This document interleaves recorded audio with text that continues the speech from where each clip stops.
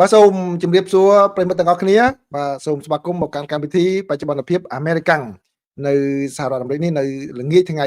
ប្រហ័សទី4ខែធ្នូឆ្នាំ2025នៅឡើយទេណាបាទនៅកម្ពុជានោះគឺថ្ងៃសុក្រទៅហើយបាទសូមក្នុងកម្មវិធីបច្ចុប្បន្នភាពអាមេរិកាំងខ្ញុំសូមសម្រាំងយកព័ត៌មានដែលសំខាន់ចំនួន4មកជម្រាបជូនប្រិយមិត្តទាំងអស់គ្នាទី1គឺតុលាការកំពូលនៅថ្ងៃនេះសម្រេចឲ្យរដ្ឋ Texas ប្រើប្រាស់ផែនទីមណ្ឌលសភាដែលគូសដោយគណៈបកសាធារណរដ្ឋតាមផ្លូវការហើយដែលផែនទីនោះអាចនឹងរឹបអូសយកអាសនៈរបស់គណៈបកប្រជាធិបតេយ្យចំនួន5ដោយស្វ័យប្រវត្តិដែលធ្វើឲ្យគណៈបកប្រជា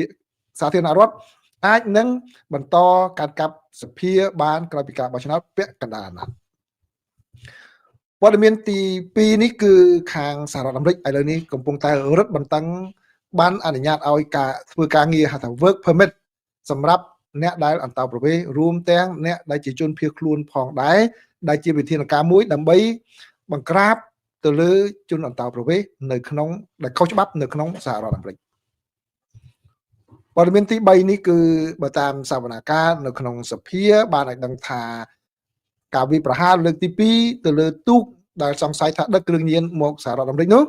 គឺធ្វើឡើងក្នុងពេលដែលអ្នកដែលនៅរស់រានមានជីវិតនោះកំពុងតែប្រវេប្រវាលឡើងទូកដោយមិនទាន់បានស្ដារទូកនោះវិញនៅឡើយទេដែលនាំឲ្យមានការខ្វែងគំនិតគ្នារវាងសមាជិកសភានៃគណៈបកសាធារណរដ្ឋនិងគណៈបកប្រជាធិបតេយ្យអំពីអ្វីទៅចាត់ការបន្ត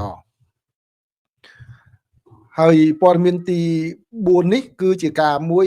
ដល់ថយក្រោយមួយទៀតរបស់ចំពោះលោកប្រធានាធិបតី Donald Trump នៅក្នុងកិច្ចខិតខំប្រឹងប្រែងដើម្បីចាប់ទោសអូសដំណើរដោយចោទប្រកាន់អ្នកស្រីរដ្ឋអាជ្ញាអ្នកស្រី Letitia James នៅក្នុងទីក្រុង New York ដែលចាត់ទុកថាជាសត្រូវរបស់លោកប្រធានាធិបតីដោយពេលនេះគឺក្រុមគណៈវិនិច្ឆ័យបានបដិសេធមិនចោទប្រកាន់លោកស្រីជាថ្មីនោះទេនៅក្នុងបទចោទដែលតុលាការបានច្រានចោលកាលពីប្រមាណសប្តាហ៍មុនសម្រាប់ព័ត៌មានលម្អិតនេះគឺនៅថ្ងៃនេះនេះជាសេចក្តីរាយការណ៍របស់ខាង NPR ដែលខ្ញុំសូមដកស្រង់មកជម្រាបជូនប្រិយមិត្តទាំងអស់គ្នាបើតាមសេចក្តីរាយការណ៍របស់ខាងវិទ្យុ NPR បានឲ្យដឹងថាតុលាការកំពូលនៅថ្ងៃប្រហ័សនេះគឺបានបើកផ្លូវឲ្យប្រើប្រាស់ផែនទីសភាមណ្ឌលសភាដែលរៀបចំថ្មីសម្រាប់រដ្ឋ Texas ដែលអាចទំនងជានឹងជួយឲ្យគណៈបកសាធារណរដ្ឋ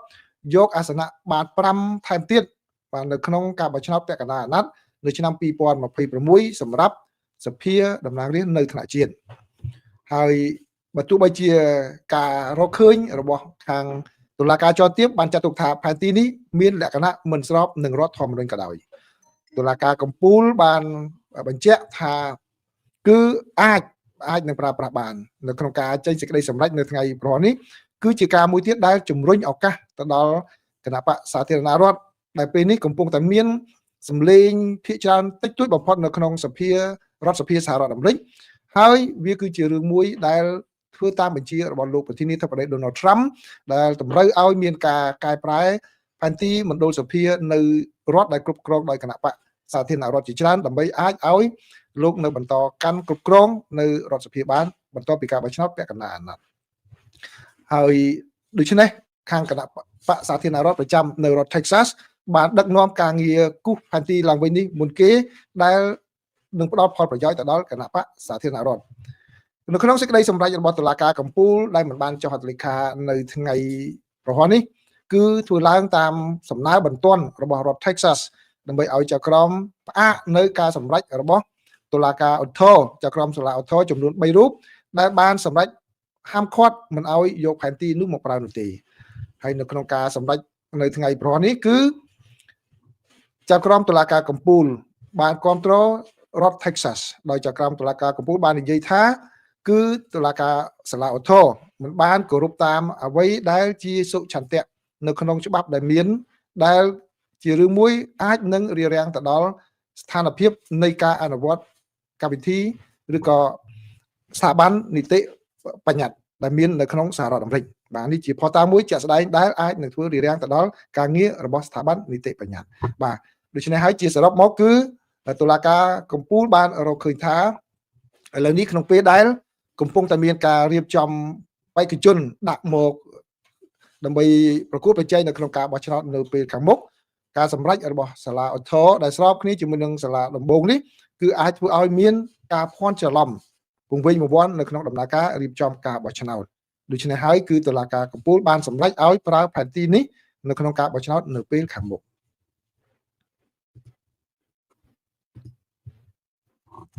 ព័ត៌មានទី2ខ្ញុំចង់ឲ្យប្រិមិត្តដែលនៅសហរដ្ឋអាមេរិកនេះស្ដាប់ឲ្យបានច្បាស់ផងដែរគឺ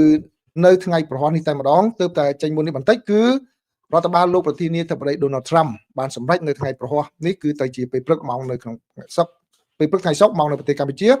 ដោយរដ្ឋបាលលោកប្រធានាធិបតី Donald Trump បាននិយាយថាគឺសហរដ្ឋអាមេរិកនឹងកាត់បន្ថយរយៈពេលនៃការប្រើប្រាស់បានអនុញ្ញាតការងារបានការងារសម្រាប់ជនភៀសខ្លួនអ្នកដែលមកសុំសិទ្ធិជ្រកកោននិងជនអន្តោប្រវេសន៍ដទៃទៀតដែលទទួលបានការការពារតាមច្បាប់សហរដ្ឋអាមេរិកនេះគឺជាចំណាត់ការចុងក្រោយថ្មីមួយទៀតហើយរបស់រដ្ឋបាលលោកប្រធានាធិបតី Donald Trump នៅក្នុងការបង្ក្រាបទៅលើជនអន្តោប្រវេសន៍ហើយនឹងជាការមួយពង្រឹងការអនុវត្តនីតិវិធីច្បាប់អន្តោប្រវេសន៍អ្នកដែលរងផលប៉ះពាល់ខ្ញុំសូមបញ្ជាក់ម្ដងទៀតគឺមានទាំងអ្នកដែលជាជនភៀសខ្លួនអ្នកដែលកំពុងសុំសិទ្ធិជ្រកកោនអ្នកដែលទទួលបានសិទ្ធិការពារខ្លួនហើយក៏ដោយគឺនឹងត្រូវប្រឈមនឹងការរឹតបន្តឹងការចេញបានអនុញ្ញាតឲ្យធ្វើការងារហើយបើតាមការឲ្យដឹងគឺអ្នកដែលមាន green card ដែលកំពុងតែសុំបាន green card នោះក៏អាចប៉ះពាល់ផងដែរតើការប៉ះពាល់នឹងយ៉ាងម៉េចគឺតាមការសម្រេចថ្មីនេះរបស់ខាង USCIS បានឲ្យដឹងថាបានរយៈពេលអនុញ្ញាតឲ្យធ្វើការងារនៅក្នុងសហរដ្ឋអាមេរិកក្រោមបានថ្មីនេះគឺមានរយៈពេលអតិបរមាតែ18ខែតែប៉ុណ្ណោះ maximum 18 months គឺ18ខែមួយឆ្នាំកន្លះកាលពីពេលបច្ចុប្បន្ននេះគឺមានរហូតដល់5ឆ្នាំអញ្ចឹង work permit ថ្មីអនុញ្ញាតឲ្យធ្វើការបានតែ18ខែទេដែលកែប្រែពីពេលបច្ចុប្បន្នមាន5ឆ្នាំហើយដើម្បីបានធ្វើដូច្នេះគឺដើម្បីអនុញ្ញាតឲ្យខាងអន្តោប្រវេសន៍របស់សហរដ្ឋអាមេរិកនេះនឹងត្រួតពិនិត្យមើលប្រវត្តិរូបរបស់អ្នកទាំងនោះនិងការងាររបស់អ្នកទាំងនោះពេលនៅលើទឹកដីសហរដ្ឋអាមេរិកពេលដែលគាត់មកសុំឡើងវិញគឺគេពិនិត្យមើលកន្លែងហ្នឹងថាអាច qualify អាចទទួលមានសិទ្ធិទទួលបានទៀតឬក៏បដិសេធការនេះកើតឡើងដោយសារតែព្រឹត្តិការណ៍នៃការបាញ់ប្រហារទៅលើឆ្មាំជាតិរបស់សហរដ្ឋអាមេរិកចំនួន2រូបដែលបានម្នាក់ស្លាប់បាត់បង់ជីវិតនិងម្នាក់ទៀតកំពុងតែមានរងរបួសធ្ងន់ដែលធ្វើឲ្យរដ្ឋបាលលោកត្រាំរឹតបន្តឹងបន្ថែមទៀតបាទនេះគឺជាព័ត៌មានដែលទើបតែចេញមុននេះបន្តិចហើយសូមបើកមុខកញ្ចក់បន្តិចខ្ញុំបានជម្រាបតាំងពីដើមហើយគឺរឿងនេះខ្ញុំប្រាប់ទៅដល់សហគមន៍ខ្មែរយើងឲ្យប្រយ័ត្នប្រយែងមែនទែនកុំឲ្យមានរឿងចេញពីសហគមន៍ខ្មែរយើងក៏ប៉ុន្តែរឿងនេះនៅតែជាមិនរួចដែលខ្ញុំតម្រូវនឹងជម្រាបជូនប្រិយមិត្តទាំងអស់គ្នានៅចុងម៉ោងព្រោះមានសំណួរសួរមកខ្ញុំគឺពាក់ព័ន្ធនឹងករណីលោកសយសុភាពព័ត៌មានទី3នេះគឺនៅថ្ងៃប្រហ័សនេះគឺមានការបង្ហាញវីដេអូនៅក្នុងពេលធ្វើសវនកម្មរបស់ខាងមេបញ្ជាការទាហានជើងទឹកគឺលោក Frank Bradley ទៅដល់សភាហើយបើតាមវីដេអូគឺបង្ហាញឲ្យឃើញថាការវាយប្រហាររបស់យោធាសហរដ្ឋអាមេរិកទៅលើទូកដែលគេចោទថាជាទូកដឹកគ្រឿងញៀននៅក្នុងសមុទ្រការ៉ាអ៊ីបនោះ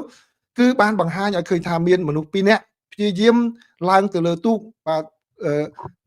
ស្ដារទូកដែលក្រឡាប់នោះឡើងវិញនៅពេលដែល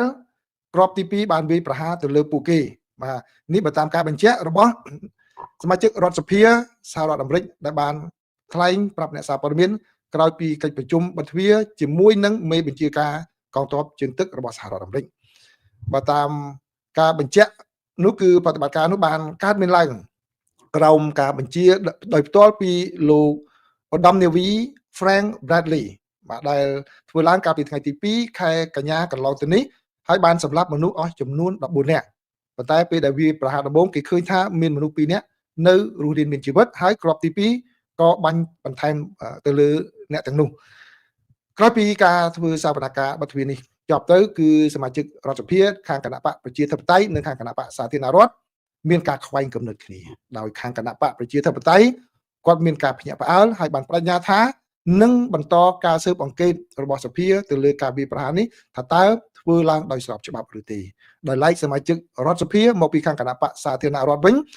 ដែលជាអ្នកស្មោះស្ម័គ្រយ៉ាងខ្លាំងជាមួយនឹងរដ្ឋបាលលោកប្រធានាធិបតី Donald Trump នោះបានការពារប្រតិបត្តិការនេះដោយចាត់ទុកថា ការវិប្រានោះគឺត្រឹមត្រូវហើយគ្មានអ្វីខុសឆ្គងនោះទេ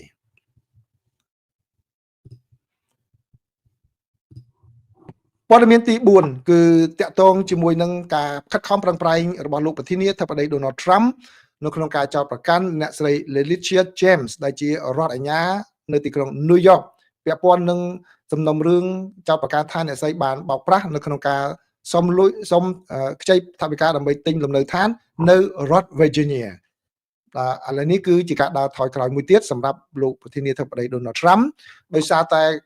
មហាគណៈវិនិច្ឆ័យនៅថ្ងៃប្រហែលនេះបានបដិសេធមិនចោទប្រកាន់អ្នកស្រី Letitia James នោះជាលើកទី2នោះទេក្រោយពីតុលាការចៅក្រមមួយរូបនៃតុលាការជាន់ទាបបានបដិសេធមិនចោទប្រកាន់អ្នកស្រីកាលពីសប្តាហ៍មុន